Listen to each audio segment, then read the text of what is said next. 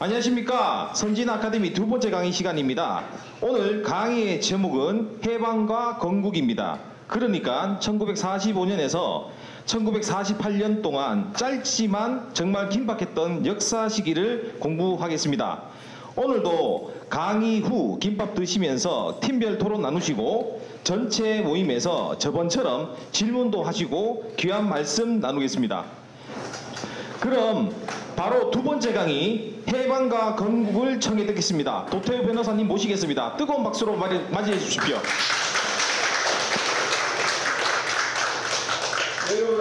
여러분 안녕하십니까? 도태우입니다. 소개해 주시고 국민의례 진행해 주신 강병준 우리 대구시 남구 의원님께 감사드립니다. 자, 오늘 박수 한번 드릴까요? 네. 자, 오늘 귀한 걸음 해주신 이 분들께 너무 감사드립니다. 매주 오시는 게 쉽지 않아요, 결코. 근데 이렇게 참 이 무더위를 극복하고 와주신 여러분 발걸음에 정말 축복이 가득하기를 기도드립니다. 자, 이게 우리가 살펴보겠지만 애국심이라는 게 이 강의는 애국심이 우리 자라나는 것을 목표로 합니다. 근데 애국심 만들어줄 수가 없어요. 그래서 씨앗이 이렇게 터서 자라야 됩니다. 그 자라면 그분을 통해서 또 다른 분에게 그 씨앗이 옮겨져서 또 자랄 수 있습니다. 그런데 그걸 억지로 할 수는 없습니다. 근데 이 귀한 걸음을 해주신 분들 가운데 이제 풍성히 그것이 자라나기를 될 것입니다. 확신합니다. 자, 이 책 속에 우리 교재 이영훈 교수님의 대한민국 역사 속에 그 애국심이 자랄 수 있는 정말 귀한 그 생명의 내용들이 가득 차 있습니다. 그것들을 이제 4주간에 걸쳐서 지난주 1주 했고 오늘 2주 차입니다. 자, 우리 2주에서 다시 한번 이 책 교재의 14페이지 첫머리에 있는 우리 4주 전체의 길잡이가 되어줄 내용을 다시 한번 읽어보겠습니다. 같이 한번 읽어볼까요?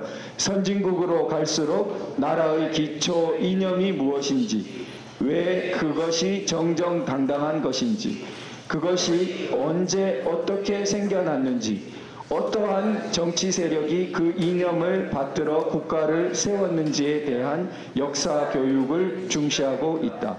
어릴 때부터 그러한 교육을 받은 선진국의 국민은 대개 애국적이다. 이게 우리 강의를 4주차의 우리 코스를 훌륭하게 길잡이 인도하고 있습니다. 이 말을 볼 때 우리는 대한민국의 역사를 배워야겠죠. 그것도 제대로 된 이념의 관점에서 배워야 됩니다. 그리고 그것을 후손들에게 가르쳐야 됩니다. 물려줘야 됩니다. 그래야만 선진국이 될 수 있습니다. 선진국은 애국을 바탕으로 하지 않으면 나올 수 없습니다. 흔히 생각하는 것과는 반대입니다. 자, 그래서 우리 그러면 지난 시간에 내용을 한번 복습해 보겠습니다. 지난 1주차에 강의마다 4개의 키팩트를 다루기로 했습니다. 강의의 핵심인데요. 지난주 강의에서 어떤 내용을 다루었습니까? 한번 보겠습니다. 첫째, 독립 세력 중에 국내 실력 양성파와 미국의 자유민주 세력이 건국을 주도했다. 그리고 두 번째, 일정기에 민법 등 근대적 제도가 도입 시행되었다. 세 번째, 대한민국은 1988년까지 건국과 호국, 산업화, 민주화라는 나라 만들기 과정을 성공적으로 수행했다. 다 책에 있는 내용이죠. 제가 자의적으로 하는 건 없습니다. 자, 그리고 네 번째, 영국, 미국, 대한민국으로 이어진 점진적 자유문명과 프랑스, 소련, 북한으로 이어진 전복적인 기술 야만이 한반도에서 문명사적 대립의 최전선을 형성하고 있다. 제가 하나 끼워 넣은 게 있다면 기술 야만이라는 용어 끼워 넣은 거예요. 그거는 책에 안 나오지만 나머지는 다 책에 나오는 내용입니다. 자, 우리 지난 시간에 이 4가지 내용을 가장 총론적인 그러한 것을 살펴보았습니다. 자, 오늘 이제 구체적으로 오늘부터 3주에 걸쳐서 시기별로 이제 강론이 들어갑니다. 그럼 시기별로 오늘은 45년부터 대략 9년까지 약 4년간. 다음 주는 한국전쟁, 우리 6.25부터 그 다음에 4.19, 그 다음 민주당 정권이 몰락하는 60년까지. 그리고 마지막 주는 5.16부터 이제 1988년까지 그렇게 이제 구분됩니다. 그럼 오늘 이제 2주차에서 예습 질문이 있었습니다. 각자 이미 이 예습 질문을 가지고 교재를 보셨을 텐데요. 자, 분단을 주도한 세력은 누군지, 건국 과정에서 이승만 대통령은 어떤 역할을 했는지, 또 북한과 대한민국의 토지개혁은 어떤 차이가 있었는지, 건국 전후에 공산 세력이 도발한 대표적 사건들이 무엇이었는지 이것을 가지고 예습을 해보셨을 것으로 생각됩니다. 자, 그 다음 오늘의 키팩트 소개입니다. 오늘은 4가지 어떤 주제를 크게 다루느냐. 첫째, 대한민국의 농지개혁은 근대적 자유민주 국민국가의 기초를 형성했다. 용어도 이제 농지개혁이라고 합니다. 우리는. 그 다음에 두 번째, 소련과 김일성이 한반도 분단을 주도했다. 세 번째, 이승만 대통령은 유일 정통성을 지닌 대한민국 건국을 이루어냈다.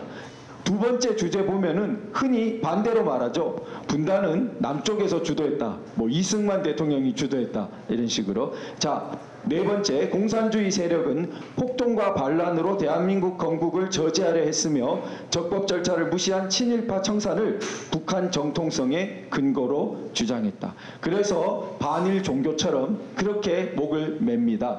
자, 그러면 이 4가지에 대해서 각각 구체적으로 살펴보겠습니다. 먼저 첫 번째, 대한민국의 농지개혁은 근대적 자유민주 국민국가의 기초를 형성했다. 자, 대한민국은 유상몰수, 유상분배 그러한 농지개혁을 했어요. 전 농지의 96% 이상이 자작지가 되었습니다. 그 다음 북한은 무상몰수, 무상분배 그래서 소유권을 주는 듯 했지만 소유권이 사실은 아니었고 경작권뿐이었고 나중에 박탈합니다. 조금 더 구체적으로 살펴보겠습니다. 자, 이 표가 이제 우리 내용을 요약하고 있습니다. 자, 그러면 우선 우리 대한민국 쪽을 어떤 그 개혁이 이루어졌는지 살펴보면요. 유상몰수, 유상분배라는 것은 어떻습니까? 3정보 이상, 예를 들어 1정보는 3,000평 가량입니다. 자, 그럼 여기 3,000평 3정보면은 9,000평, 대략 10,000평이라고 해보죠. 10,000평 이상 되는 토지에 대해서 보상을 해줄 테니까 이제 내놓도록 한 겁니다. 그냥 내놓는 것이 아니고 보상을 합니다. 그게 유상, 보상이 있는 몰수입니다. 그 다음에 유상분배. 자, 나누어 주는데 어떻습니까? 자기도 갚아야 됩니다. 땅값을. 그래서 일단은 돈이 없으니까 국가가 보상을 해주고 보장해주고 그 다음에 서서히 갚도록 하는데 어떻게 갚았습니까? 30%를 5년간. 그러니까 생산량의 30%, 옛날에 소작제는 50% 일반적이었습니다. 그러면은 30%면 그거보다도 적죠. 그럼 5년간만 하면은 자기께 되는 거예요. 150%. 총 해서 150%만 하면 되도록 연생산량에. 이렇게 해서 되니까 이전에는 해방 당시에는 84%가 소작관계, 이 중에는 순소작농도 있고 소작을 겸하고 있는 사람도 있고, 그러나 토지에 농민의 84%가 소작관계에 묶여 있었는데 농지개혁 후에는 땅의 96% 이상이 자작지가 되었습니다. 그러니까 96% 거의 대부분이 소위 경자유전 원칙, 각 땅을 이렇게 경작하는 사람이 소유한다는 원칙에 맞게 전부 자작지로 거의 바뀐 것입니다. 자, 이런 대개혁이 일어나서 사실 이 이후로 만약에 이게 일어나지 않았으면 어떻습니까? 그러면은 소작 관계라는 것은 근대적인 소유 관계로 발전하기가 어렵습니다. 50%씩 계속 이 생산량에 그걸 떼주니까 자작농 중산층으로 성장하기가 어려워요. 그런 아주 전근대적인 소유관계에 묶여있기 쉬운데 이것을 탈피하는 것입니다. 자, 이런 부분이 이승만 대통령 주도하에 다 일어나게 됩니다. 자, 이 반면 북한을 보면요. 북한은 46년에 벌써 다 해버려요. 46년 3월, 45년 8.15에 소위 일제해방인데 46년 3월에 벌써 완료해버립니다. 땅을 다 나눠줘 버려요. 남한하고 우리 남쪽하고 무슨 협의가 있었습니까? 없어요.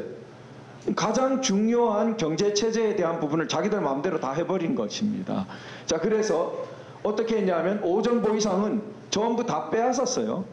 아무 대가도 없이 빼앗고 그 다음에 대가도 없이 나눠준다고 말은 했습니다. 그러나 매도하거나 팔거나 임대해 주는 게 불가하니까 사실은 처분권이 없으니까 소유권이라고 보기 어려워요. 그냥 거기서 자기가 배타적으로 농사짓는 경작권에 가까운데 이게 결국은 나중에 50년대 후반에 가면 전부 집단 농장하면서 이것도 뺏어버립니다. 그러니까 아주 기만이죠. 근데 이때 이제 대규모 월남자들이 생겨납니다. 총 한 100만 명 정도가 북한에서 나중에 합치면 내려오는데 그 중에 지금 토지개혁 후에 지주들이 이렇게 또 내려오는 그러한 일이 벌어지게 됩니다. 자, 이런 토지개혁에서 이승만 대통령이 이렇게 말합니다. 이승만 대통령을 반동 극우로 아주 이렇게 모함했습니다. 이때 극우, 반동 이렇게 말할 때 주로 파시스트 이렇게 막 그때 막 공격합니다. 좌익들이 뭐를 미국 국무부조차도 미국 국무부에도 상당히 좌편향된 사람들이 많았기 때문에 의심했냐면은 전근대적인 이런 소유관계 대지주가 있고 그런 남아메리카나 이런 데들의 그런 것 때문에 근대 국가로 발전하지 못하는 게 많았습니다. 그런데 이런 관계를 허용하면서 그런 관계에 바탕해서 반공을 하는 그런 사람으로 모함했습니다. 근데 이승만 대통령은 처음부터 그런 뜻이 없었어요. 이승만 대통령은 근대 문명에 대한 인식이 워낙 높았기 때문에 그렇게 토지 소유 관계를 해서는 근대 국가로 발전할 수 없다고 이미 명확하게 인식하고 있었습니다. 그래서 반동, 뭐 파시스트 이런 말들은 완전히 모함일 뿐이죠. 그래서 이 농지개혁법을 보고 놀랄 거라고 말하고 있습니다. 자, 이때 농지개혁법을 할 때 당시 나중에 50년대에 진보당 당수로 되는 뒤에 또 나옵니다. 조봉암이라는 당시 보면 아주 왼쪽 편에 선 사람, 아주 왼쪽 편에 선 사람을 이 토지개혁하는 주무장관인 농림부 장관에 임명합니다. 이승만 대통령이 임명한 거예요. 토지개혁을 적당히 할 것 같았으면 이 사람을 왜 임명했겠습니까? 그래서 아주 철저한 토지개혁을 하도록 이렇게 임명한 겁니다. 자, 그 다음 헌법을 기초한 유진호 박사 경우에 이 김성수 한민당 당수였던 우리 그 인천 김성수 고려대학 동아일보 호남의 대지주였던 김성수에게 농지개혁 말하니까 약간 주저했어요. 워낙 땅이 많은 분이에요. 그런데 농지개혁이 공산당을 막는 최량의 길이다. 그러니까 찬성했다고 이 대국적인 관점에서 다 받아들였던 것입니다. 아까 전에 하나 빠진 게 여기 두산 SK가 왜 들어갔느냐. 그래서 이 지주들에게 큰 땅을 내놓은 다 사람들에게 국가 사업에 우선적으로 좀 참여할 수 있는 기회를 줬는데 거기서 큰 기업들이 두산, SK, 한화 같은 그룹의 기초가 형성됐다. 이것을 보여주는 것입니다. 이때 사실 학교도 많이 유도해서 사학재단들이 많이 생겨나게 됩니다. 이것들이 다 국가 발전의 기초가 되는 거죠. 자, 그런데 이제 조봉암이 문제가 됩니다. 조봉암은 1956년 이 중반 무렵에 대선을 치르고 이승만의 강력한 경쟁자로 이렇게 나왔다가 간첩으로 사형을 당합니다. 진보당 당수였는데. 그래서 이게 두고두고 아주 뭐 조작으로 몰아서 죽였다 이승만 대통령이 이렇게 하면서 해서 심지어 대법원에서 2011년에 결국 공소사실이 무죄다 하면서 이 사람은 억울하게 죽은 거다. 책에도 약간 그렇게 써져 있죠. 그래서 묘역에 문재인 당선 후에 대통령이 3년간이나 연속 화환을 보냈고 아주 묘역도 막 이렇게 해놨습니다. 그런데 비밀 문서가 풀렸어요. 소련에서. 비밀 문서가 풀리면서 이게 이영훈 교수님이 이 책을 쓰신 뒤에 풀렸어요. 근데 우리 이영훈 교수님 부지런하셔서 여기 또 나오죠. 이영훈. 당신 책 내용을 당신이 또 고치는데 앞장서고 있는 것입니다. 이게 사실에 기반한 역사, 진실을 추구한다고 했죠. 그러니까 이 책에서는 조봉암이 북한의 돈을 받은 내용이 안 소개되어 있지만 이 소련의 극비 문서가 해제되자 당신 책 내용을 사실상 이런 보도를 통해서 고친 거예요. 조봉암이 간첩인 게 맞는 것입니다. 이게 역사가 참 이렇게 우리나라에 깊은 역사가 있습니다. 억울하게 죽은 것이 아니죠. 이 소련 극비 문서를 보면은 김일성이 소련의 고위 이 부의장인가 하는 사람에게 조봉암이 먼저 대선 출마 열부를 타진했고 조봉암의 선거 자금을 건넸고 그래서 이걸 이 남쪽이 알게 됐다고 말하고 그리고 진보당 당원이 1만 명 이상이었다고 말하는데 이게 비밀 쪽지 조봉암이 보냈던 쪽지와 일치한다. 자, 이런 부분이 나옵니다. 자, 이게 최근에 풀린 거예요. 자, 그래서 그럼 이 대법원 판결 어떡하죠? 지금 옛날 게 억울하다고 무죄로 만들어 버렸어요. 이 재심이 오히려 잘못됐죠. 재심에 대한 재심이 필요해요. 누가 하죠? 우리 선진화 아카데미에서 해야겠죠. 네. 우리 정말 해야 될 일들이 많습니다. 재심에 대한 재심이 필요한 게 많을 거예요. 편견을 가지고 했기 때문입니다. 자, 우리 토지개혁을 보면 그래서 북쪽은 이미 떼해버려요. 이래놓고 무슨 통일이니 남북 뭐 합치니 얘기를 합니다. 땅을 자기 일방적으로 다 나눠주고 경제체제를 다 뜯어 고쳐놓고 그러면은 협상해가지고 체제를 다시 돌릴 수 있겠습니까? 쉽지 않죠, 정말. 자, 그리고 우리는 건국 후에 법을 제정해서 절차를 밟아서 이때 이렇게 합니다. 자, 그 다음에 이제 두 번째 주제로 가보겠습니다. 저농지개혁이 우리 6.25 전쟁 때 공산 세력에게 많이 넘어가지 않게 해주는 이미 땅을 받았기 때문에 그런 부분으로 기여했다고 나옵니다. 자, 소련과 김일성이 한반도 분단을 주도한 내용입니다. 자, 일방적인 토지개혁 또 사실상 정부를 먼저 세웠어요. 군도 다 확립했어요. 그러고는 유엔 감시하에 총선을 하자 그러니까 그건 또 거부해버려요. 자, 이런 내용을 구체적으로 살펴보겠습니다. 먼저 45년 8월 15일에 일제 폐망인데 한 달도 안 된 이 9월 14일 소련은 어떻게 말합니까? 이미 인민정부 수립 요강이라는 속에서 자, 소련 소비에트 연방은 우리 한반도에서 끝끝내 노동자 농민 정권 이게 소비에트 정권입니다. 사회주의 정권, 공산주의 정권 수립을 제한할 거다. 끝끝내 제한할 거다. 물러서지 않겠다는 것을 말하고 있어요. 자, 9월 20일 이거 한 달 조금 더 지났을 때 스탈린 지령 이런 거 이제 극비 문서 해제를 통해서 다 밝혀진 것입니다. 뭐랍니까? 북한의 정권을 확립할 것. 북한에 먼저 자기들이 점령 지역에 먼저 확립할 것. 그리고 김일성, 최용근 등은 그런 목적을 띠고 소련이 보낸 것입니다. 자, 그렇기 때문에 다른 사람들이 꼼짝을 못했죠.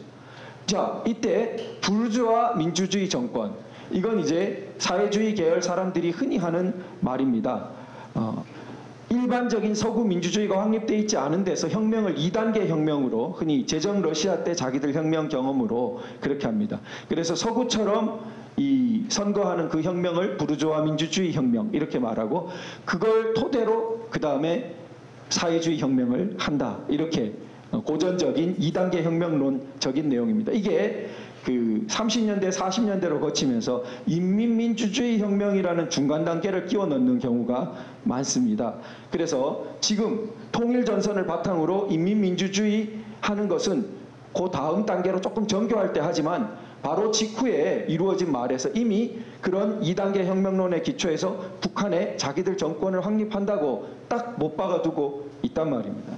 자, 그래서 45년 12월에 되면 이미 북조선 공산당, 원래 공산당은 일국 일당 원칙이어서 전체에 한 당이 있어야 되는데 북조선 공산당이라고 해서 딱 분당시켜서 세워버려요. 그리고 여기에 책임비서 김일성. 이 뒤에 누가 있겠습니까? 요 소련 깃발. 소련이 아니면은 소련 군대가 아니면 이 사람이 뭘 믿고 이렇게 하겠습니까? 소련에 아주 이 하바롭스크인가 소련 거기서 몇 년을 키운 사람입니다. 그리고 이제 내려보내는 거죠. 12월 달에. 자, 박헌영은 밀리기 시작하는 거죠. 이 김일성이 등장하기 전까지는 우리 공산당 당수처럼 있었는데 막 밀립니다, 이제. 자, 그래서 46년 2월에 가면 이미 여기 뭐라고 써있어요? 여기가 회자, 한자의 임시인민위원회 끄트머리입니다. 자, 인민위원회는 우리의 뭐라 했어요? 정부이다. 이렇게. 자기들이 정부라고 막 걸어놨잖아요. 실제로 정부 기능을 하는 기관을 다 세운 겁니다. 발 빠르게 다 세워요. 소련의 그 후원 아래에서. 46년 2월 되면은 벌써 사실상 정부를 다 세우고 위원장에 김일성을 앉혀요. 자, 지난 시간에 소개드린 중국의 포병단장까지 한 무정, 2, 3천 명 부하가 있었던 무정이 위세가 대단할 것 같았지만 이 무렵 되면 벌써 45년 말 46년 초에 벌써 김일성한테 아주 90도 인사식의 말들을 합니다. 모든 회의 끝에 전부 김일성 찬양으로 끝나는 스탈린주의적인 그런 문화가 다 들어오기 때문에 무정 꼼짝 못해요. 벌써. 그렇게 벌써 확립한단 말입니다. 자, 그리고는 46년 3월에 벌써 땅 다 나눠줘 버려요. 자, 인민군 창건 작업은 쭉 해가지고 이때는 거대한 규모로 공식 선포를 할 수 있게 된 겁니다. 군을 조직하기 시작하는 건 46년 이때부터 뭐 사실상 들어오자 말자부터 딱 그 김책, 최용건, 김일성 이 3인이 핵심인데 자기들이 각각 역할을 맡아가지고 다 해가지고 지금 여기 뭐라고 써있습니까? 우리 민족의 영도자 김일성 장군 만세 이러고 지금 완전히 스탈린주의적인 개인 숭배로 이때만이 아니고 들어와서부터 하는 겁니다. 사진 걸어놓고 아주 우상숭배처럼 하는 스탈린주의에서 시작된 게 그대로 이제 내려와서 북한은 스탈린 그 후르시초프 이래 소련에서는 조금 무너졌지만 더욱 강화해서 오늘날 지구상의 가장 인신숭배적인 그러한 체제를 형성하고 있죠. 여기 뭐 영원한 뭐 지도자 어쩌고 전부 말끝마다 그렇게 끝나야 되는 벌써 45, 6년 되면 그렇게 됩니다. 자, 총선을 방해해요. 그래 그 일환으로 이제 여기 누굽니까? 김구 남북 협상을 이용하고 여기 김일성 이렇게 이제 이용하는 것입니다. 자, 우리 이제 세 번째 주제로 들어가 보겠습니다. 이승만 대통령은 유일 정통성을 지닌 대한민국 건국을 이루어냈다. 자, 핵심적으로 정읍 발언, 좌우합작 통일전선 전술 거부, 유엔과 미국의 지도자 설득 등을 통해서 또 나중에 대통령제 확립을 통해서 이렇게 대한민국 건국이 이승만 대통령이 아니었으면 거의 불가능하다 싶을 정도의 아주 초인적인 그러한 위협을 이루어냅니다. 자, 오늘 강의에 이승만 대통령의 그 부분이 참 하이라이트일 텐데요. 자, 이 가장 첫 번째 사진으로 제가 45년도 이 사진을 소개합니다. 샌프란시스코 국제연합 창립총회 45년 3월입니다. 이승만 대통령은 1875년생이세요. 그러면 75년생, 45년 지금 나이 만으로도 70세. 만으로도 70세. 우리나라 71. 자, 이 만 70세 아직 우리나라는 독립되지 않았습니다. 이 대목을 책에 나오는데요. 이때 미 국무부는 소련과 협조 분위기였습니다. 아직 일본에 대해서 연합군을 형성해서 싸우고 있었죠. 동유럽에 좌우합작 연립정부를 세우고 있었습니다. 나중에 되돌아서 보면 우리 되돌아보는 시선은 항상 뻔하죠. 그래 영어에 hindsight is 2020라고 이 과거를 돌아보면 시력이 전부 2.0이다 이거 양쪽이. 그러나 그 당시는 우리 책에도 나오지만 오리무중이에요. 이 동유럽의 연립정권을 세울 때 그게 나중에 소련에 다 먹힐 거라는 걸 그 당시에 뻔히 알았으면 세웠겠습니까? 지금은 우리가 뻔히 알지만 그때는 대부분 몰랐어요. 그런데 책에도 나오지만 이승만 대통령은 확고하게, 그게 놀라워요. 확고하게 좌우합작 연립정부 그거는 공산주의에게 먹히는 길이다. 아주 좋은 예를 드시던 그 문장이 뭐냐면 집에 불을 지르는 자와 타협할 수 없다. 이런 표현이 책에 나옵니다. 저는 그 표현이 너무 놀라워요. 집에 불을 지르려고 하는 미래형도 아니에요. 집에 불을 지르는 자와 이렇게 되세요. 저는 봤을 때 집은 문명입니다. 불을 지른다는 건 야만이에요. 그러니까 문명을 파괴하고 있는 세력으로 정확하게 인식하는 것입니다. 공산주의 전체주의는 문명을 파괴한다. 집을 불을 지르는 자다. 집에 불 지르는 사람하고 타협할 수 있느냐? 타협이 없다. 이렇게. 그래서 이때 그런데 미 국무부는 통일전선 하려는 사람들을 우대하고 이승만 대통령은 완고하니까 배제하려고 했습니다. 평생을 독립운동의 대표적인 사람인데 이 사람 빼고 나머지 통일위원회 구성하려는 사람들로만 좌우합작 통일위원회 구성하려고 했습니다. 죽어도 안 들어갔습니다.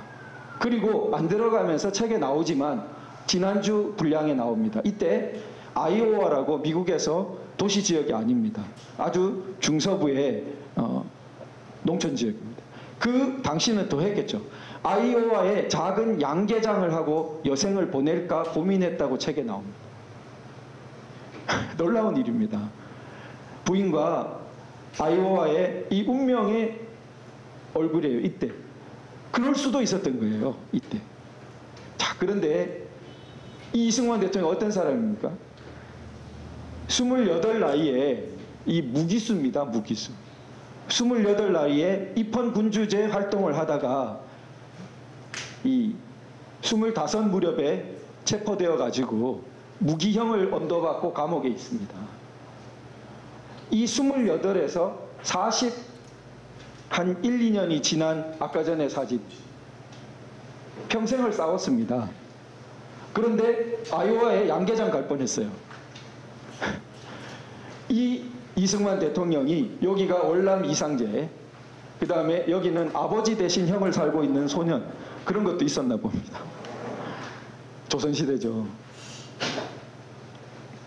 자, 이승만 대통령은 이렇기 때문에 아까 전에 토지개혁이 북한은 46년 3월에 해버리고 사실상 정부도 2월에 다 세워버리고 했다 했죠. 그러니까 이승만 대통령은 남한만이라도 임시정부를 세워야 한다. 이렇게 말합니다. 자, 이 본질과 일어나고 있는 사태를 정확히 보는데 사람들은 이 말을 가지고 이승만 대통령이 분단을 주도했다. 아, 북한은 그런 말 하지도 않는데 반쪽짜리 정부 세우자고 했다라고 모함을 합니다. 자, 좌우합작 하자고 합니다. 이 사람이 좌익이 그렇게 떠받드는 좌우합작의 대표인물 여운형입니다. 북한에 아주 우대를 받고 이 사람 딸이 북한에서 거의 부수상급으로 그렇게 대우받았습니다. 북한이 그렇게 대우해 줄만 했습니다. 다 속아 넘어갈 뻔했습니다. 여운형은 과격한 공산주의자로 인식되지 않았기 때문에 좌우합작을 하기에 아주 좋은 인물이었습니다. 그래서 여운형, 이분이 김규식, 이분 이 이승만 대통령과 젊은 시절에 나란히 이분도 아주 이 머리가 뛰어난 분이에요. 그래서 외국어도 잘하고 그래서 유학하고 그 파리에 막 이렇게 우리나라 대표에서 가서 연설하고 이런 사람. 그런데 일찍이 이분은 공산주의 약간 이 뭐랄까 친공 비슷해요. 그러니까 그 소련 혁명 후에 20년대 초에 벌써 소련에 가서 연설을 합니다. 자, 그런 분이 이제 자기는 공산주의자는 아니었지만 좌우합작에 적극적인 이렇게 되는 것입니다. 이렇게 연결을 하니까 이분은 김구랑 같이 다니죠. 김구 선생이랑. 여기는 전부 공산주의랑 연결돼요. 이렇게 연결해서 좌우합작을 끌어당기기가 아주 좋은데, 자, 이승만 대통령 격렬히 반대하기 때문에 이게 뜻대로 잘 안 된 거죠. 자, 그리고 이승만 대통령이 46년에 미 국무부가 워낙 좌우합작을 많이 추진하기 때문에 미 국무부에 유명한 소련 간첩도 있었습니다. 나중에 보니까. 자, 히스라고 하는데요. 이 당시 미 군정은 동경에 메가더도 있고 이러기 때문에 입장이 달랐어요. 이승만 대통령과 뜻이 좀 통했습니다. 그래서 미국에 직접 건너갔어요. 46년 12월에 몇 달 동안 머무르면서 미국을 설득합니다. 그래서 이 설득을 통해서 오히려 이 트루먼 대통령과 마셜 장관이 트루먼 독트린, 이게 냉전을 말하는 겁니다. 소련의 팽창을 저지하겠다, 봉쇄하겠다. 미국이 아직 그런 봉쇄 전략이 나오기 전인 겁니다. 이 봉쇄 전략도 안 나오고 미 국무부의 입장도 늘 합작으로 기울어져 있고 하니까 얼마나 기로에 서 있는데 이승만 대통령 선구적으로 미국에 가서 오히려 미국 조야를 설득해가지고 미국 대소 봉쇄 전략이 나오는데 기여를 하게 되는 거예요. 자, 이런 활동을 통해서 또 엘리너 루스벨트, 뭐 온갖 그런 사람들에게 그 정보 보내고 연락하고 활동을 취합니다. 이승만 대통령이 엘리너 루스벨트 여사의 연락처 하면 가볍게 볼까요? 가볍게 볼 수 없습니다. 미국 프랭클린 루즈벨트 대통령보다 원조가 우드로 윌슨입니다. 우드로 윌슨은 민족 자결주의로 유명한 유엔보다 더 앞서 있는 국제연맹, 거기에 창설자. 그러니까 미국의 민주당 계열에 볼 때는 아주 태두입니다. 더 선배격이. 우드로 윌슨의 거의 수제자급인 사람. 우드로 윌슨이 아주 아낀 사람이 이승만 대통령이 가족과 친해요. 그러니까 엘리노 루즈벨트에게 말을 하면은 통하는 거죠. 예, 이승만 대통령의 위상은 아주 높은 것입니다. 미국에서. 그렇기 때문에 이게 대한민국 건국이 이루어질 수 있었던 것입니다. 자, 그래서 이승만 대통령이 미국에 갔을 때 46년 12월 직전이 바로 10월 폭동, 대구가 유명한 기폭제가 된 그 10월 폭동이 일어나던 때 전국적으로 수많은 테러, 폭동이 막 일어나고 있는, 남로당이 막 뒤집어 엎고 있는데 그런 것들을 말하면서 우리가 지금 남쪽만이라도 독립정부를 갖지 못하면 큰일 난다 이런 것을 설득하고 있습니다. 자, 이승만 대통령 프린스턴에서 박사받기 전, 자, 그 무기수가 고종이 이 을사늑약 후에 미국에 좀 탄원하러 보내기 위해서 미국 사정에 밝고 영어가 능통한 이승만을 특사로 보낼 때 가가지고 유학해서 그래서 초고속으로 프린스턴대에서 국제정치학, 국제정치학, 국제법에 가깝습니다. 이 박사를 받기 직전 기숙사의 사진입니다. 자, 그리고 이승만 대통령은 한국으로 식민지가 된 한국으로 돌아와서 그 YMCA 등을 토대로 아주 그 활발한 활동들을 펼치다가 일제 탄압이 너무 거세지고 그렇게 하면서 다시 망명길에 오르게 됩니다. 다시 1911년 2년 무렵에 망명길에 오르고 일제가 패망할 때까지 35년간 한 번도 고국 땅을 밟지 못했습니다. 한 번도 못 밟았어요. 자, 이것은 그래서 다시 망명길에 그때 올라가지고 미국에 갔다가 미국에서도 여러 가지 탄원과 그걸 해보지만 당신은 일제가 조선을 막 병합한 때이기 때문에 일제의 힘이 미국에서도 막강하게 여론에 영향을 미치고 있고 조야를 장악하고 있으니까 뭔가 다 이룰 수 없고 그런 때에 장기전을 펼 생각으로 이제 박용만 등의 안내로 하와이에 온 것입니다. 이 하와이는 당시 우리 한국 교포가 제일 많이 살고 사탕수수 농장 등으로 가서 그런 곳이에요. 미국으로 봐서는 어떻습니까? 촌 중에 촌입니다. 오늘날 봐도 미국 50개 주 중에 본토에서 가장 멀리 떨어져 있고 약간 특이한 주가 하와이죠. 당시 1900년대 초입니다. 하와이가 상황이 어땠겠습니까? 예, 이때 하와이에 갑니다. 그리고 이게 이 집인데 많이 머무르셨던 집 같아요. 이 집에 제가 한번 가봤어요. 저도 이 집 주소 앞에 가서 비슷하게 아직도 있어요. 이게 물론 이 옆은 집들이 이렇게 들어서 있지만 아직 비슷하게 이 형체가 남아요. 참 인상 깊습니다. 여기 오셔서 뭘 했느냐? 교육을 했습니다. 교육. 그러니까 하와이의 동포들이 약 8,000명 사탕수수 때문에 갔지만 변변히 교육할 수가 없어요. 그런데 프린스턴대 박사가 온 겁니다. 당시 국적을 떠나서 프린스턴대 박사가, 프린스턴은 그때도 아이비리그 중에 아주 높은 학교입니다. 하와이에 올 일이 없는데 하와이에 와서 초중등 교육을 하는 거예요. 그러니까 교포들이 얼마나 좋아했겠습니까? 이 교포들이 운영하던 기숙학교를 발전시킵니다. 이 활동이 해방 때까지 이어지는 거예요. 하와이는 한국 독립의 기지였습니다. 하와이의 그 많은 사람들이 전부 독립성금을 내가지고 많은 독립운동을 지원한 겁니다.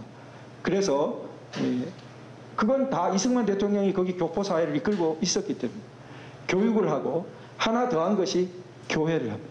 이게 지금도 아까 전에 이 학교도 거의 비슷하게 지금도 남아있습니다. 지금도 학교로 있습니다. 우리는 우리 한국인에게는 하와이가 세계적인 관광지뿐만 아니라 우리 이 대한민국 건국의 순례지 비슷해요.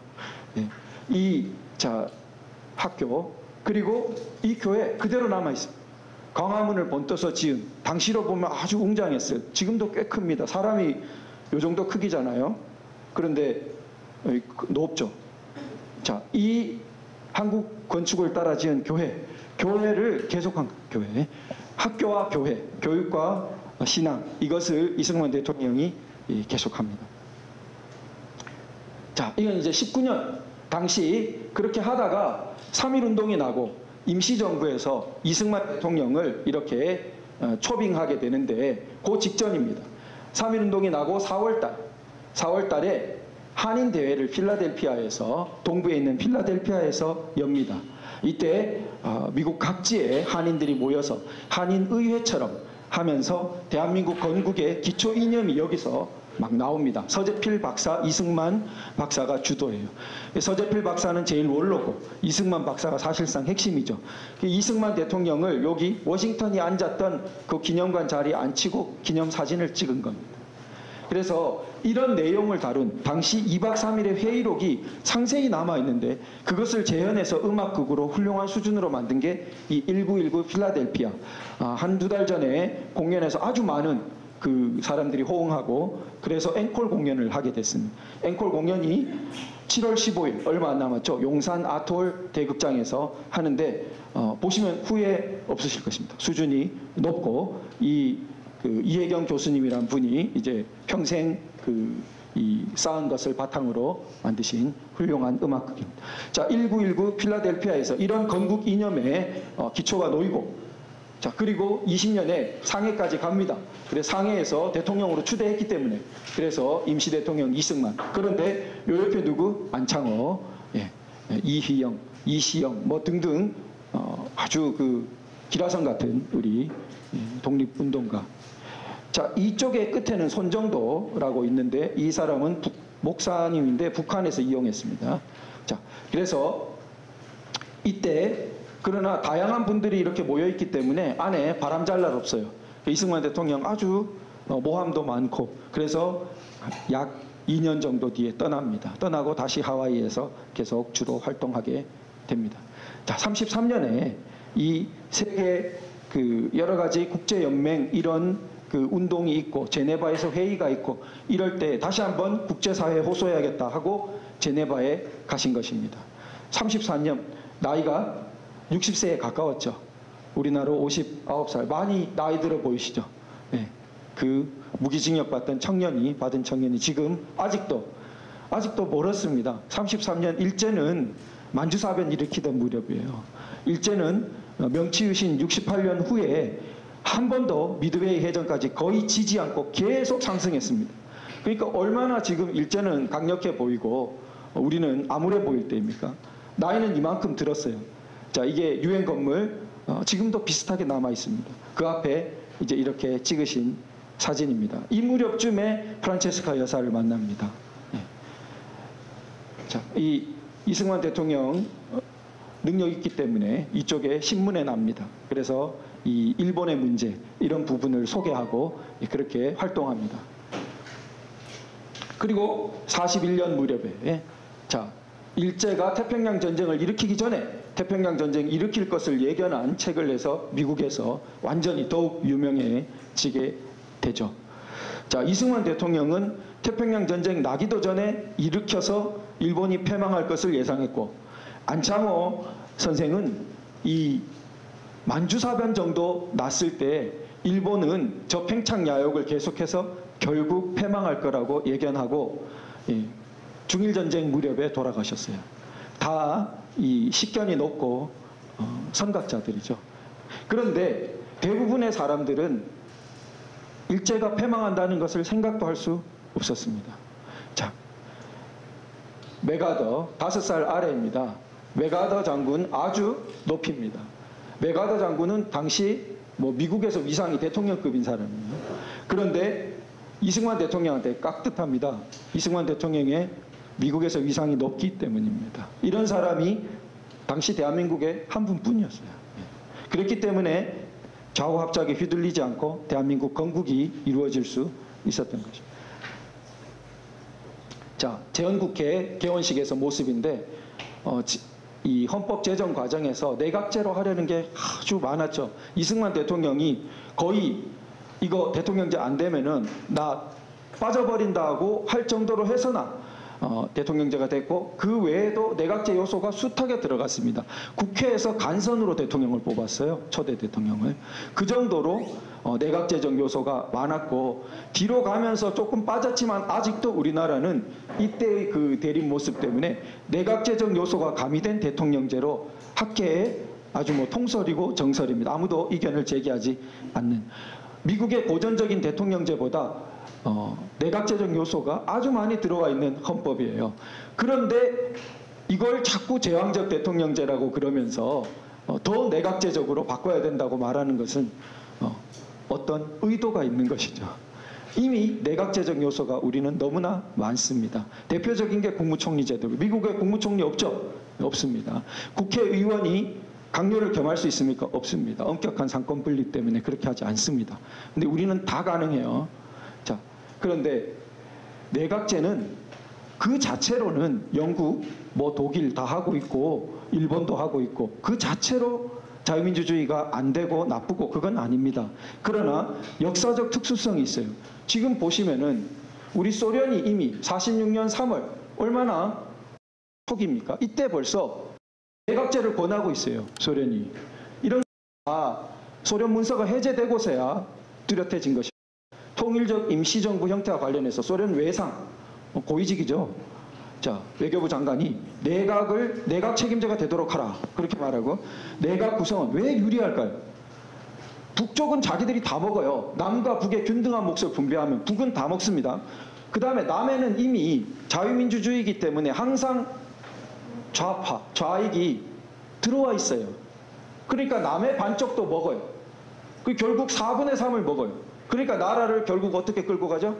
좌로 끌고 갈 수 있는 것입니다. 그러나 대통령제가 되면은 브레이크가 걸려요. 대통령은 이승만 대통령 같은 사람이 딱 버틸 수가 있어요. 그러면은 마음대로 남쪽을 좌지우지하지 못해요. 결국 한반도 전체를 먹을 수 없게 되는 거죠. 그렇기 때문에 이승만 대통령이 대통령제를 해야 된다고 한 것입니다. 자, 그래서 건국 기념사에 보면은 이승만 대통령을 반동이라 하지만 이승만 대통령은 독재, 소위 파시즘을 하려는 생각이 없어요. 그래서 건국 기념사에 보면은 절대 우리나라가 아무리 신생국이라도 싱가포르의 이광요 같은 것도 자기는 하지 않는 것입니다. 자유민주주의 헌법을 해야 된다고 한 것입니다. 이랬기 때문에 우리나라가 세계사에 아주 독특하고 빛나는 지금 대한민국이 있는 것입니다.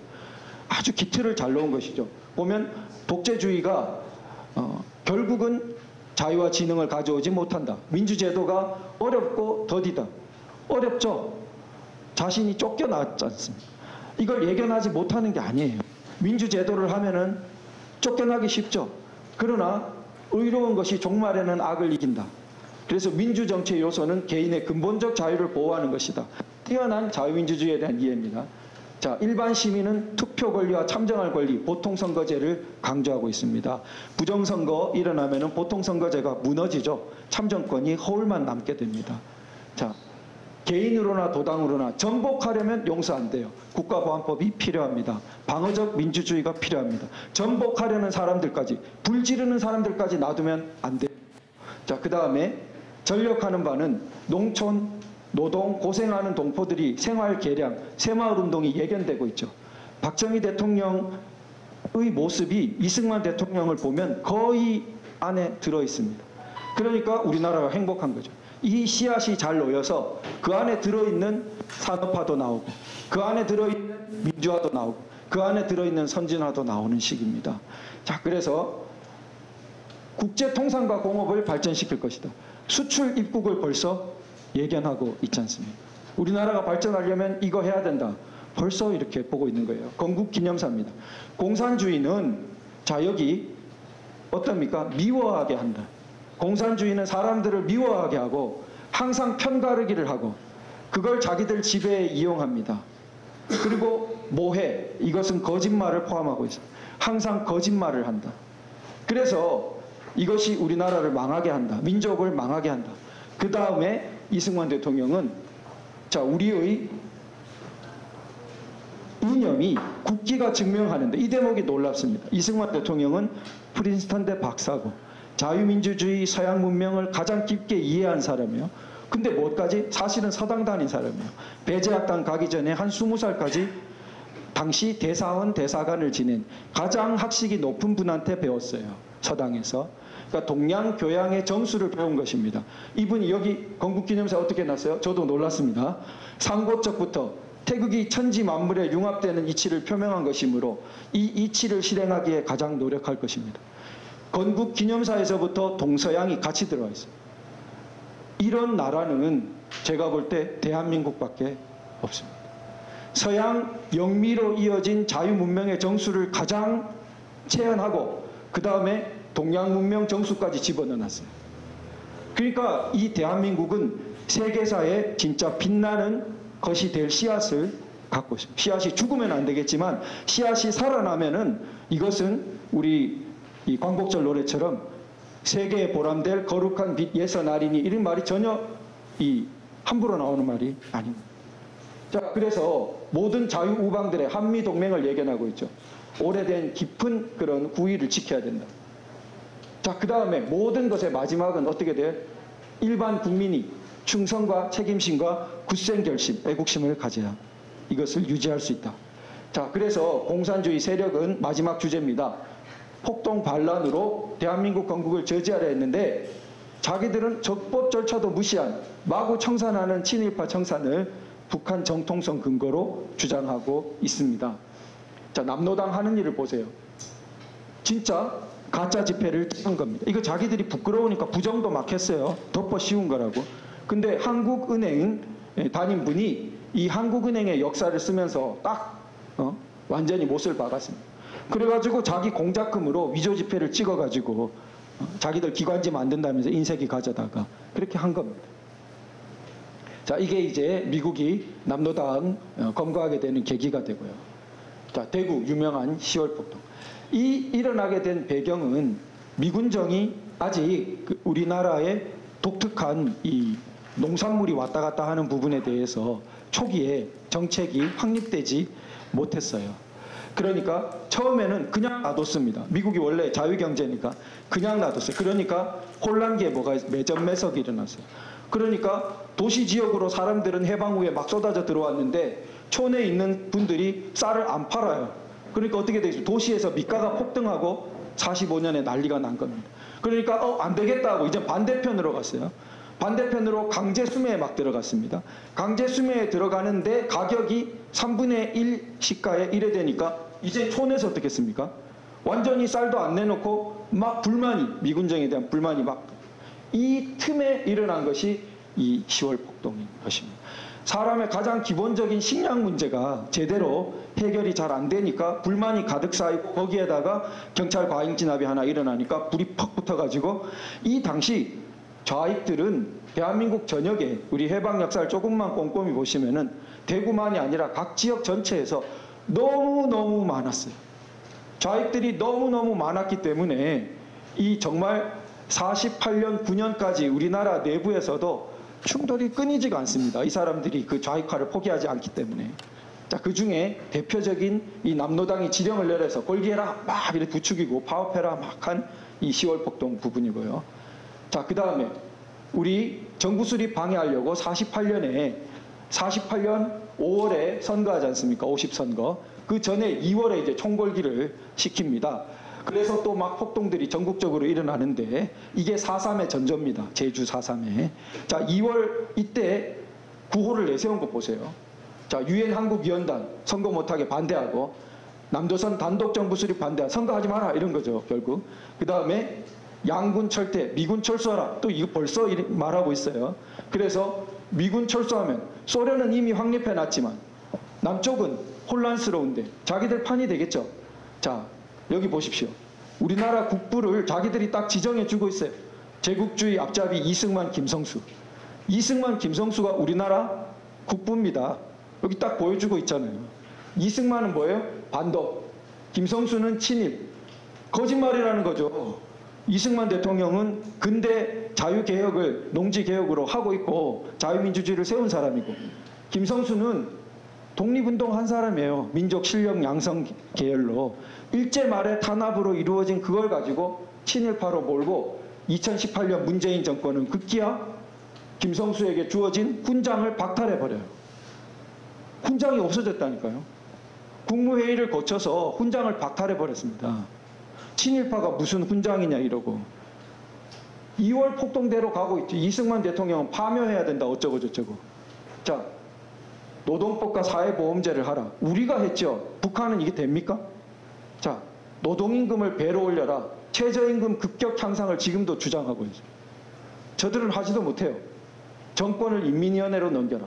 무상몰수회가 나눠주라. 이런 얘기를 2월 폭동 때 하고 있는데 이 이야기가 몇 년 전까지도 이걸 꼼꼼히 뜯어보면 우리 내부에 여전히 극복이 안 됐다는 거예요. 이게 놀라운 거죠. 우리 내부에 아직도 건국 전의 이 흐름이 여전히 완강하게 뿌리를 내리고 이승만 인정하지 않고 김성수 친일파라 그러고 훈장까지 박탈하고. 자, 야당의 후보가 누가 되건 간에 이 입장이 바뀌겠습니까? 안 바뀌어요. 자기들 당대표가 자기들끼리 싸워가지고 누가 되든 간에 그쪽의 입장은 이승만 대통령은 파묘할 사람, 김성수는 친일파.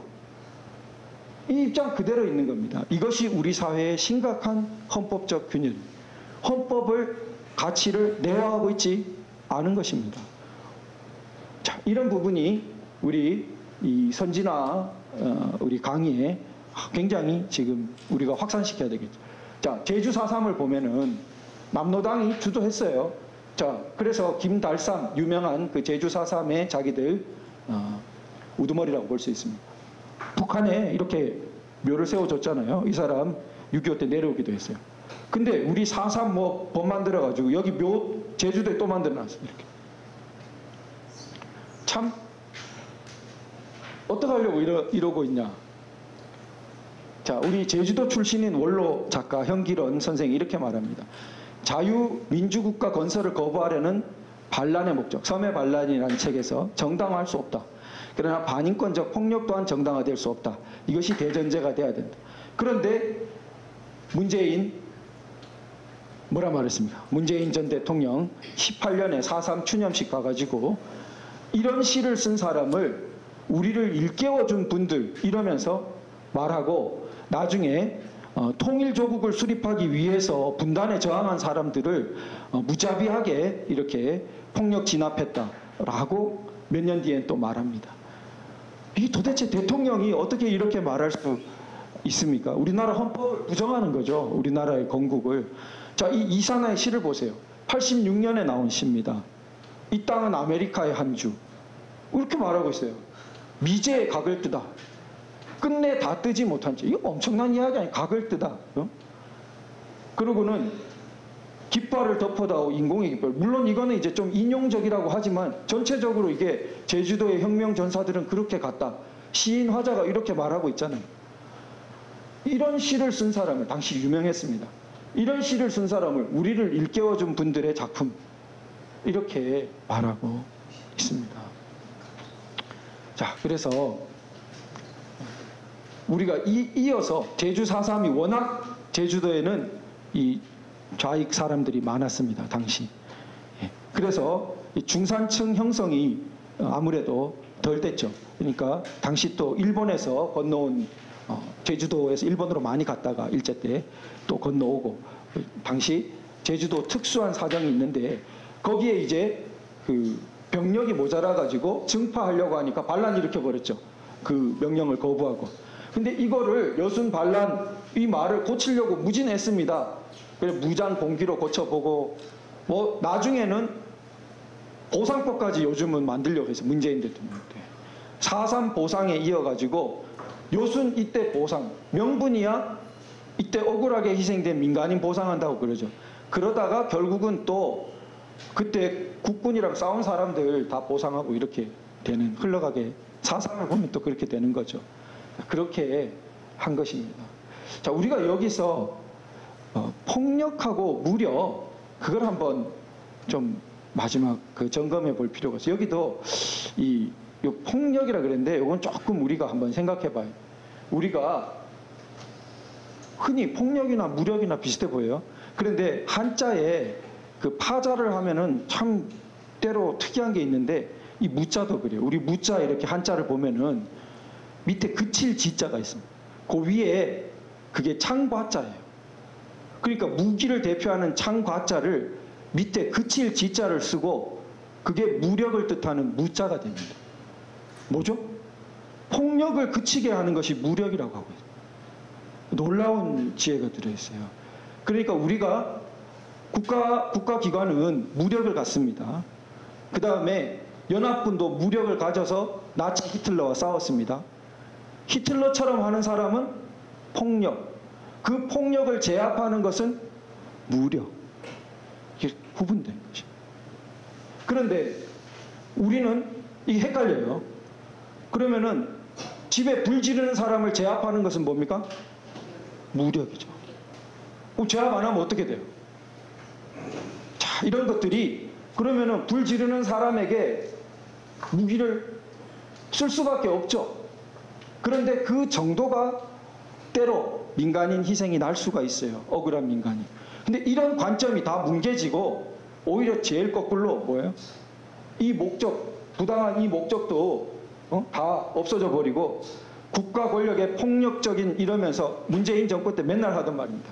국가 권력의 폭력적인 뭐 국가 폭력 이러면서 국가는 폭력을 거의 자유민주 국가가 폭력을 쓰면 그 자체 말이 업을 성소해요. 자유민주 국가는 무력을 씁니다. 무력을. 예. 부당한 폭력을 제압하는 것입니다. 자, 그래서 자기들은 친일파 청산이 맨날 이게 자기들 정통성, 민족 정통성 난리예요. 그런데 사실 북한도 내각 구성한 거 보면 이용하려고 많이 썼습니다. 안 쓸 수가 없어요. 그 당시 유명한 사람들은 다 이 이력이 있기 때문에. 그런데 뒤에 막 무자비하게 죽이고 쫓아내고 한 것을 자랑으로 삼습니다. 그런데 반민특위가 구성되어 가지고 심지어 김연수, 이 사람은 김성수의 동생입니다. 김성수 형제가 이 독립, 이 우리나라 민족 자본 이런 거에 대표적입니다. 김연수는 사업 쪽에 보다 집중하고 김성수, 그 형이 활동들을 많이 했습니다. 그런데 김연수 이제 일제 말에 협력한 것 가지고 여기 이제 반민특위에 아주 거칠게 이렇게 됐죠. 그러니까 반민특위가 좀 이렇게 아주 심하게 가는 부분이 있습니다. 그런데 어쨌든 이 김연수까지 33인 중에 한 사람까지 또 여기 최린이라고 이렇게 막 이렇게 포승에 묶어서 끌고 올 정도로 이렇게 하는데 이게 우리는 어떻습니까? 법을 만들었어요. 법을 만들어 가지고 법을 집행하는데 과도한 게 생길 수도 있지만 어쨌든 최대한 그걸 지켜보려고 하는 이게 바로 자유민주 국가, 자유민주 문명의 모습.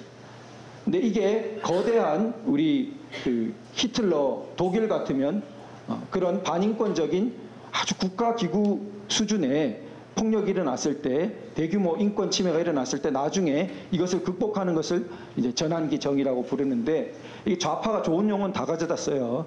그런데 5.18에다 이걸 막 붙이는데 그 정도로 되는 게 아니고 전환기 정의는 국가 수준의 히틀러, 그 다음에 6.25 뭐 이런 거 그때 하는 겁니다. 지금 북한 그런 거 정리할 때 전환기 정의라는 말이 등장합니다. 핵심은 적법 절차가 있어야 돼요. 그런 대규모 국가 차원의 인권 침해가 일어났을 때 그거 어떻게 극복하냐? 적법 절차로 극복을 해야 돼요. 그러면은 벌을 주는 사람도 있어야 되죠. 사법 절차를 거쳐서 그게 정의 실현입니다. 그 다음에 모든 사람을 벌 주려고 하면은 공동체가 다 파괴될 수가 있어요. 연루된 사람 너무 많을 수 있어요. 거기에서 용서할 수 있는 사람은 절차를 거쳐서 뭐 사과를 구하고 사죄하고 용서하는 그 공동체 회복의 절차가 같이 있습니다. 이런 것들이 문명의 모습이에요. 그런데 북한은 어땠어? 이런 게 있습니까? 없다는 거예요. 그러고 그 친일파 청산이라고 지들이 주장하는 것은 문명을 파괴할 뿐이에요. 그러니까 이 책에서도 오히려 제도를 파괴한 것도 있거니와 친일을 깨뜨린다면서 그 일정기 때 남아있는 민법도 없애버리고 관료제도 없애버리고 결국은 근대 제도, 공장도 못 돌리게 됐죠. 자, 그런 것도 있지만 정신적으로도 이런 사법 절차를 무시하면서 이 제대로 문명적 극복이 안 된다는 거죠. 자, 그래서 대한민국은 우리는 당연히 이렇게 생각해 왔어요. 근데 당연히 북한은 맨날 이렇게 떠들었어요. 그러다가 이 우리를 약하게 만든 것이 바로 이거예요. 남북 모두 정통성이 없다. 분단 체제이기 때문에. 또 요걸 살짝 바꾸면은 남북 모두 조금씩 정통성이 있다. 세모. 북한은 친일 극복 이런 민족 정통성이 있고 남쪽은 뭐 자유체제 이런 게 있으니까 결국은 둘 다 조금씩 있는 걸 합쳐야 된다. 이 쏘가 넘어가기 쉽죠? 이게 아주 지금 우리나라에 구분 잘해야 돼요. 국민의힘 계열의 국회의원 데려다가 한번 시험 치면은 여기 이거 체크할 사람이 적을까요? 많을까요? 많을 것 같아요. 이게 이제 위험한 겁니다. 지금. 왜 1위로 못했을까요? 왜? 그래서 우리 지금 1강, 2강 이영훈 교수님의 책 같은 게 있는 거죠. 상세하게 역사와 이념을 뜯어봐야만 여기에 대해서 확고한 신념이 생깁니다. 이거 확고한 신념을 가져야 돼요. 그래야만 이게 1위로 확장되는 거지. 이게 위험한 이유는 이게 이제 중공식으로 가기 쉬운 거예요. 자유체제에 대한 확고한 신념이 없기 때문에 중국도 시장경제 하네 이러면서 나중에 가면 슬그머니 그렇게 실제로 그 밑에서 움직이는 사람들은 그걸 내다보고 있는 것입니다. 하태경 그리고 그 밑에 김영환 옛날 주사파 이 사람들은 평생 안 바꿔. 이승만 대통령처럼 평생 안 바꿔야 되는데 잘못된 방향에서 평생 안 바꾼단 말이에요. 자, 우리 김구 늘 문제적입니다. 김구의 도덕정치. 자, 이 책에서도 아주 강조하고 있지만 양면성을 한번 봅시다. 현실적이냐 비현실적이냐가 아니라 옳은 길이냐 사악한 길이냐가 중요하다. 아마 우리 선진화 아카데미 같이 하시는 분들 중에도 이 말에 감동받는 분 많을 것 같아요. 이게 중요한 거야 이러면서. 자, 그래가지고 어떻게 나와요? 38선을 베고 쓰러질 지언정 이러면서 구차한 안위를 취하여 협력하지 않겠다. 멋있게 보여요. 도덕정치. 자, 그래서 어떻게 합니까? 막 그런 정치적 사건들 하나 있으면은 죽어도 타협이 안 돼. 그래가지고 타협을 할 지언정 뭐 이런 막 이렇게 되는 거예요. 이 도덕정치. 근데 그 다음을 한번 봐요. 이 같은 김구가 유어만이라는 중국의 장개석 그쪽 사람이랑 대화를 하면서 뭐라 그래요? 북한 갔다 온 뒤입니다. 평양에 가보니까 남한의 군사력이 북한의 군사력에 필적할 수 있는 군대를 건설하는 건 불가능하다. 언제든지 남침 정지할 수 있다. 인민공화국 수립 만반의 준비가 돼요. 마치 메뚜기 그 모습처럼 완전히 쫄아들어 있죠. 이건 또 뭐예요? 자, 이 도덕 정치하고 이 권력 현실 정치하고 이게 막 뒤섞이는 것입니다. 자, 그럼 우리는 어떻게 이걸 극복할 수 있나? 도덕 정치, 권력 정치, 현실 정치. 권력 정치나 현실 정치나 비슷합니다. 자, 이 두 가지의 양극단을 이승만 대통령 어땠죠? 이승만 대통령은 권력과 힘에 대해서 민감합니다. 그렇기 때문에 건국의 어려운 길을 아주 기적적으로 뚫고 올 수 있었어요. 미국까지 갑니다. 필요할 때는. 자, 그런데 한편으로는 아주 원칙적이에요. 자유민주 국가를 끝내 세우고 독재가 안 된다. 예. 자, 그런데 이거를 우리가 법과 정치라고 볼 수 있지 않겠나 이렇게 봅니다. 그러니까 우리 아까 전에 우리가 가져야 되는 자유 대한민국의 관점이 이거다. 예, 그렇게 선진화의 관점이 이게 아니겠나 이렇게 생각을 해봅니다. 자, 그래서 우리 오늘 내용을 총괄해 보면요. 대한민국 농지개혁은 근대적 자유민주 국민국가 기초를 형성했지요. 소련과 김일성이 한반도 분단을 주도했죠. 이승만 대통령은 유일 정통성을 지닌 대한민국 건국을 이루어냈죠. 공산주의 세력은 폭동과 반란으로 대한민국 건국을 저지하려 했는데 적법 절차를 무시한 친일파 청산을 북한 정통성의 근거로 주장했죠. 자, 이런 우리 네 가지의 오늘 핵심을 볼 수 있겠습니다. 다음 3주차에 이제 우리 예습 질문입니다. 6.25 전쟁 발발 책임, 또 휴전은 어떤 과제를 남겼나, 50년대의 정치 경제 어떤 발전점도 있고 한계점도 있습니다. 자, 그걸 보는 것. 그리고 4.19의 의의와 그럼에도 민주당 정부는 왜 좌절하게 되는가. 이런 부분들을 한번 예습 질문으로 가져보면 좋겠습니다. 자, 오늘 이제 마지막입니다. 우리 헌법에 나와 있는, 헌법 그대로 한 글자도 안 고친 겁니다. 헌법에 나와 있는 건국 헌법부터 계속되고 있는 70년의 외침, 우리가 못 들었을 뿐인 이 선진화 결의를 우리가 마지막으로 다시 한번 결의하면서 마치겠습니다. 위에 거는 2박자, 밑에 거는 3박자. 그래서 3번 이제 반복해 보면 되겠습니다. 그러면 제가 선창하고 그 다음에 3번 외치겠습니다.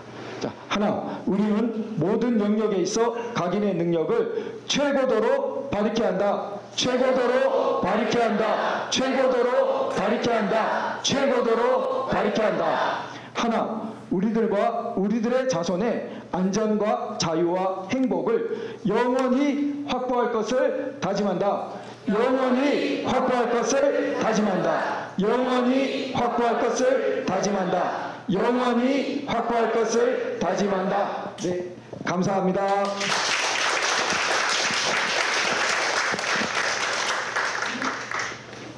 오늘 열강을 해주신 도태우 변호사님께 다시 한번 큰 박수 부탁드리겠습니다.